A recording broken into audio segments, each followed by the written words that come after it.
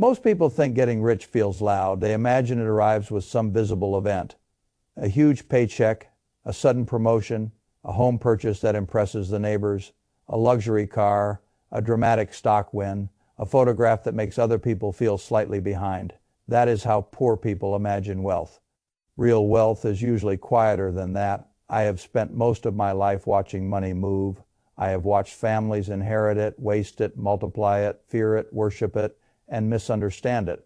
I have watched men with huge salaries remain fragile. I have watched school teachers, mechanics, receptionists, insurance agents, and small business owners become quietly strong.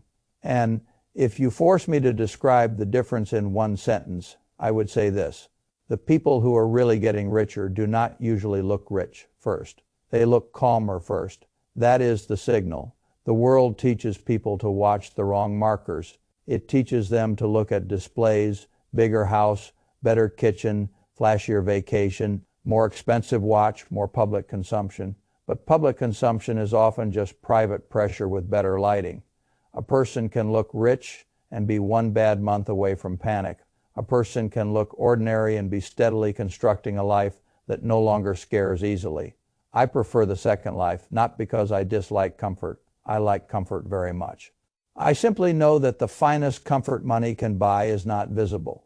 It is the ability to wake up in the morning and not feel hunted by your own obligations.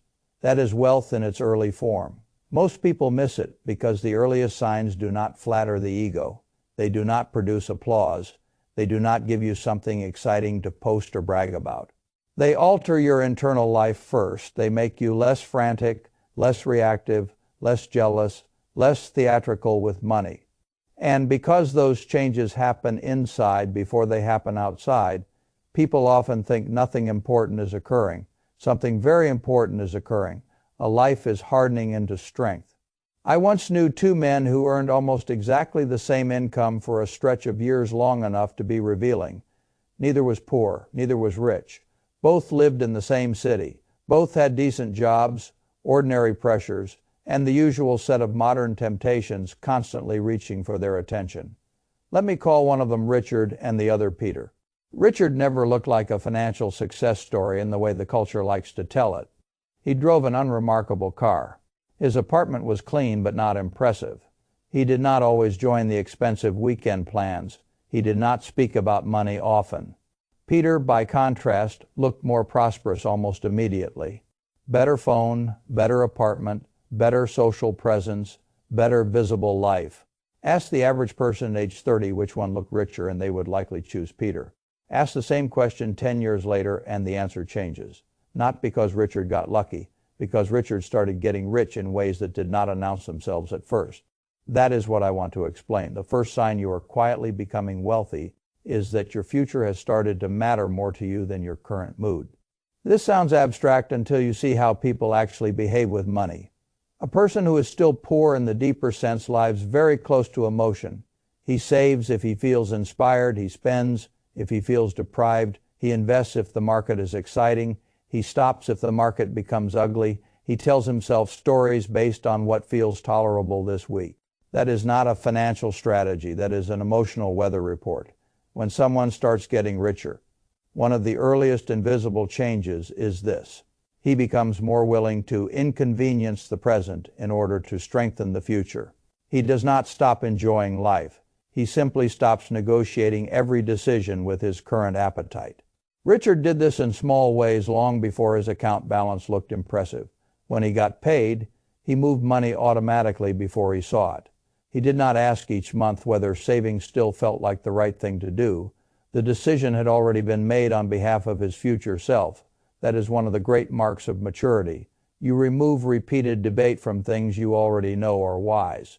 Peter did the opposite. He still thought of money primarily through the lens of present relief. A difficult week justified dinner out. A stressful month justified a trip. A promotion justified a nicer lease. A bonus justified a purchase. He was not evil. He was simply living inside the modern religion of immediate emotional compensation. And emotional compensation is one of the most expensive luxuries on earth. The person who is quietly getting richer stops asking, what do I feel like doing with this money? And starts asking, what do I want this money to do for me later? That is the beginning of power. The second sign is that you can stay in one productive strategy long enough to let compounding begin working. This is where the crowd destroys itself. Most people never stay with anything long enough for it to become meaningful. They save for a few months, then stop. They invest for a year, then switch. They buy a little crypto, then a little stock, then some speculative idea from a friend, then a side hustle, then another side hustle, then cash out because life got noisy. They call this adaptation.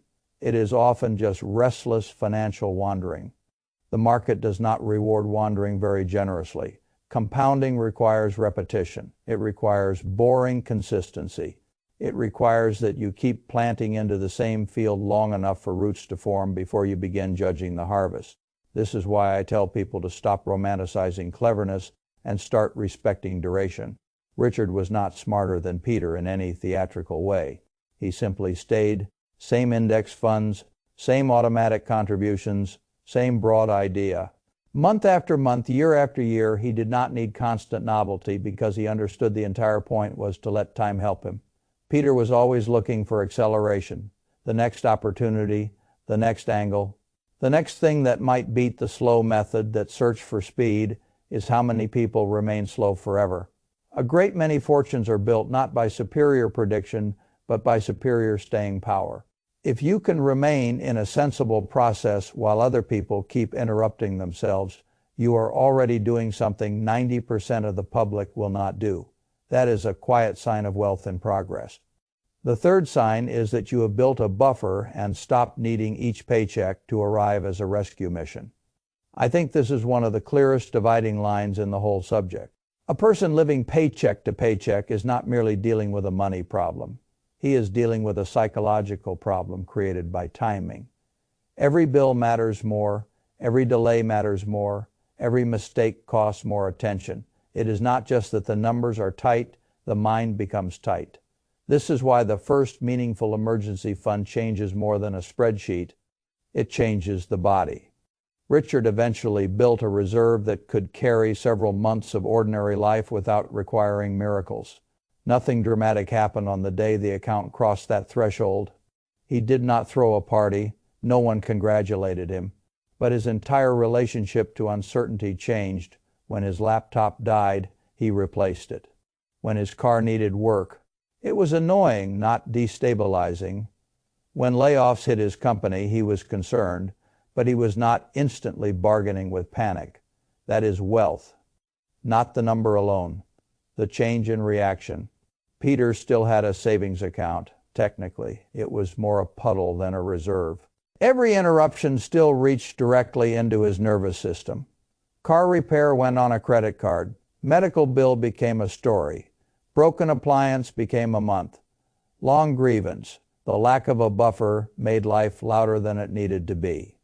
Most people do not realize how much of what they call stress is really thin liquidity. If you have 3 to 6 months of living expenses sitting in a sane, accessible place and you are not constantly tempted to raid it for entertainment, you are already ahead of a shocking percentage of the country. And more important than the percentile is the posture. A person with reserve money behaves differently, he chooses differently, he refuses differently, he negotiates differently. That is why I never call emergency reserves boring. They buy intelligence.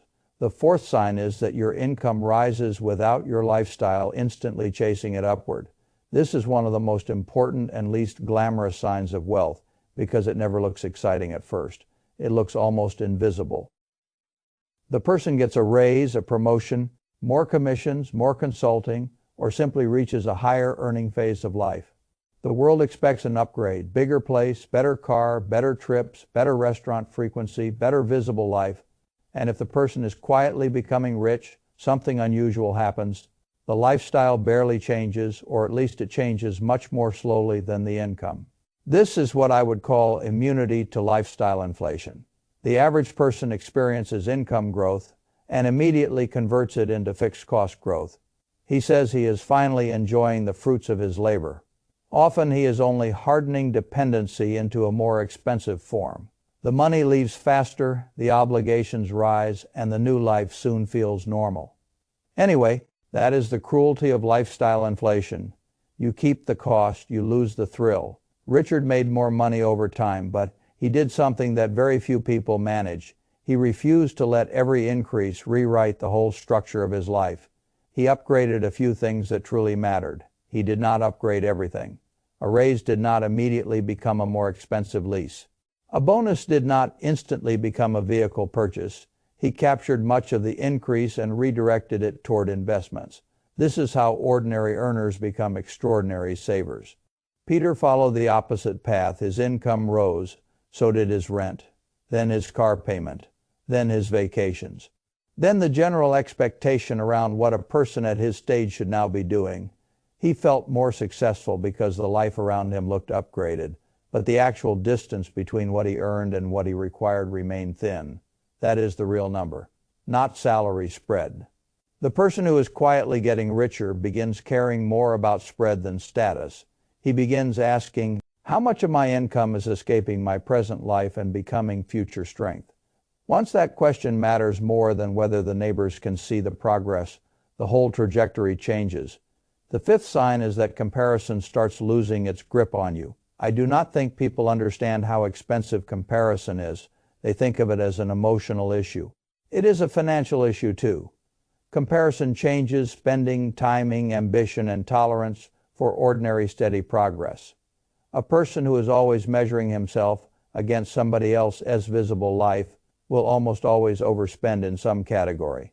Not because he consciously wants to keep up, but because his sense of normal keeps being moved by what he sees.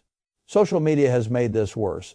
People no longer compare themselves to the handful of people in their town. They compare themselves to a constant stream of edited prosperity, much of it debt-financed, much of it rented, much of it temporary, and a shocking amount of it completely fake. A person who is becoming quietly rich starts losing interest in that game. He sees the new truck and does not translate it into his own inadequacy. He sees the trip and does not immediately convert it into a spending plan. He stops treating other people as financial theater as evidence that he is behind. That is a profound development. Richard reached that point slowly. At first he still felt the pulls. A friend bought a luxury SUV. Another moved into a building with the kind of lobby that exists mainly so other people can see the lobby.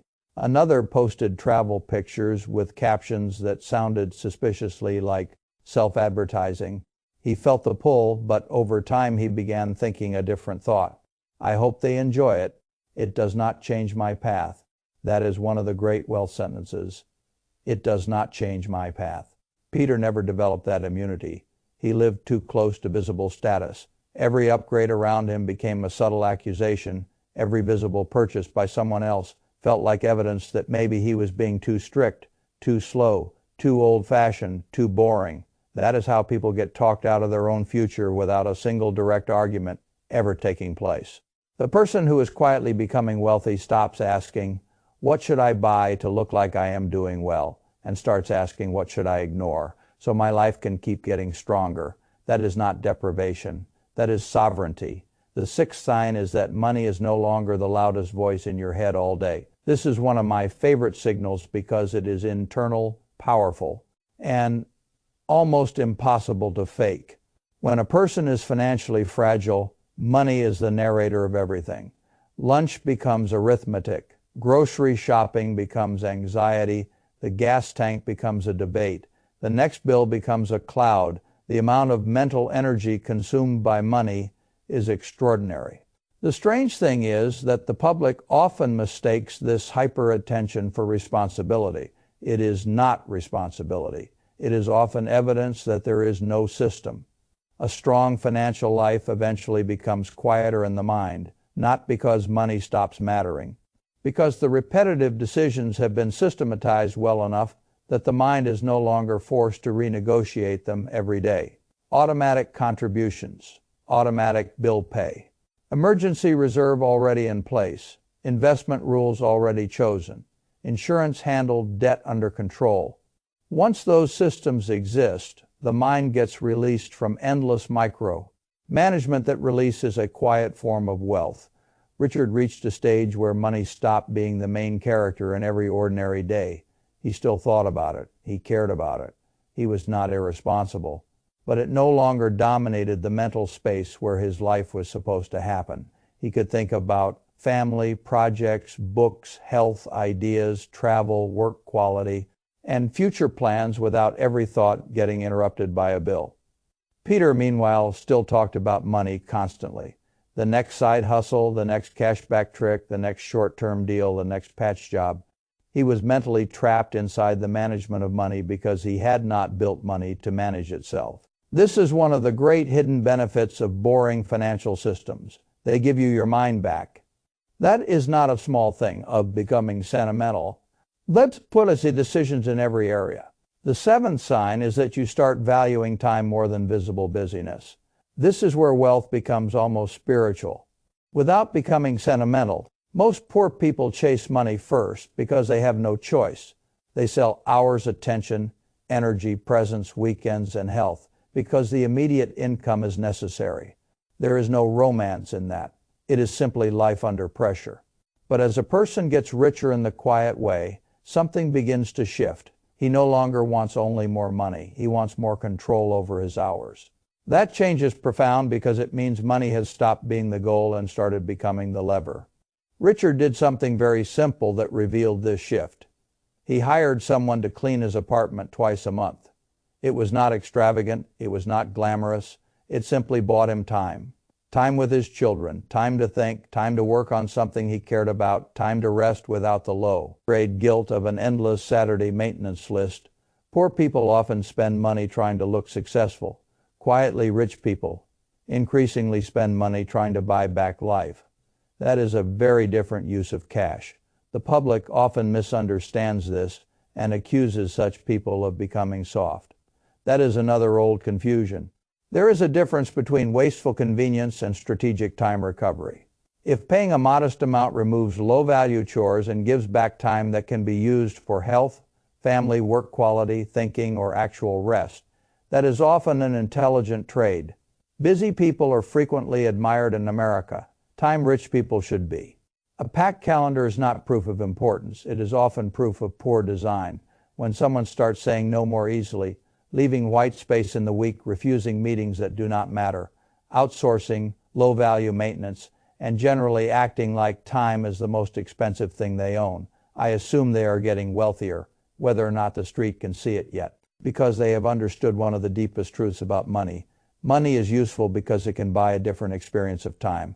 The eighth sign is that excuses start disappearing and ownership takes their place. This may be the most important sign of all because it governs whether the other seven can survive. A person who is becoming quietly wealthy starts speaking differently about his circumstances. He stops saying, "I cannot because of this," and starts saying, "I choose based on this."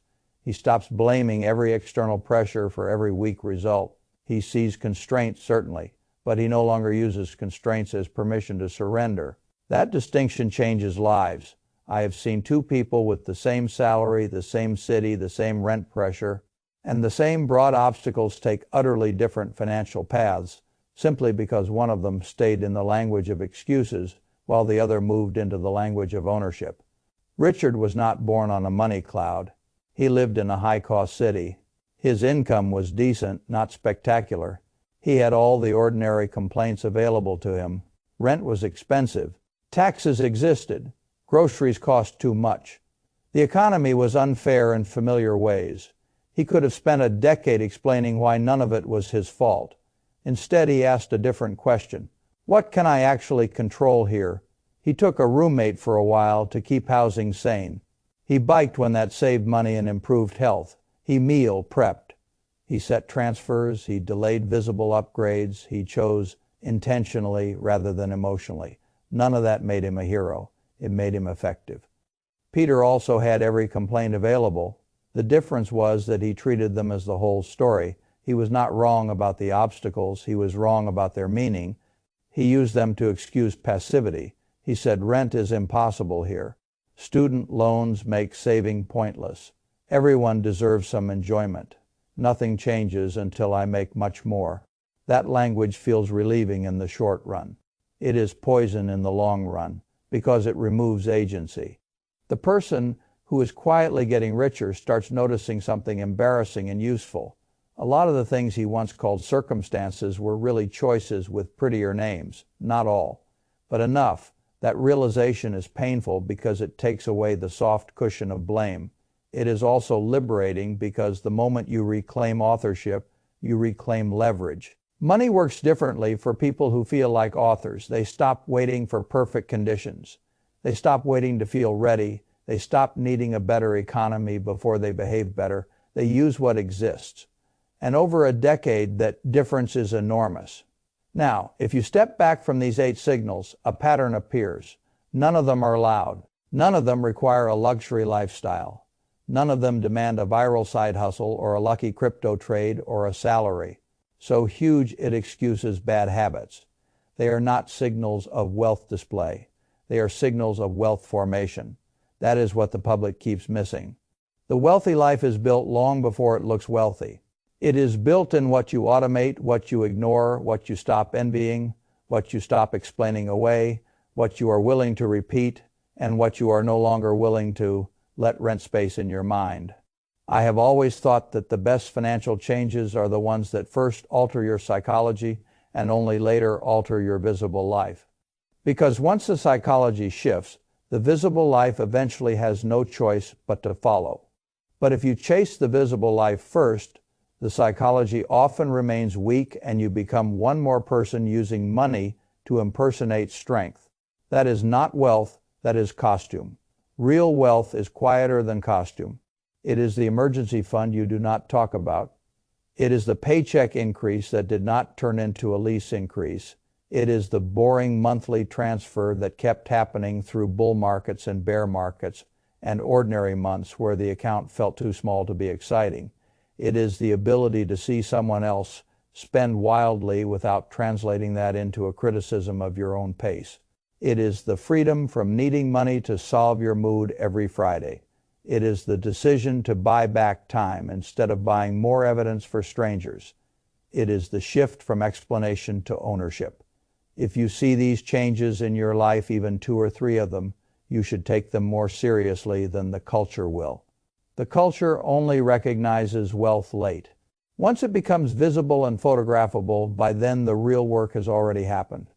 The real work happened in the quiet years when you looked ordinary and were becoming strong. That is why I tell people not to ask too often whether they feel rich yet.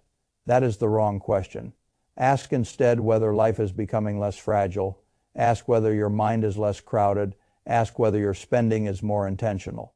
Ask whether your future is receiving more than your current moods. Ask whether you are becoming harder to knock off course. That is what rich starts feeling like before it starts looking like anything. And in my experience, that early feeling matters more than the later display. Because once the display arrives, if the structure underneath is weak, the whole thing turns into stress wearing nice clothes. I would rather have quiet strength. Quiet strength compounds, quiet strength sleeps well, quiet strength does not need applause to keep going. And if you are building that right now, even if the world cannot see it yet, then do not become discouraged by the silence.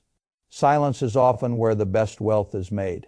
Not because it is secret, because it is disciplined enough that it no longer needs to perform for anybody while it grows. That is how I would recognize wealth in its earliest honest form. Not by what you bought, by what no longer controls you.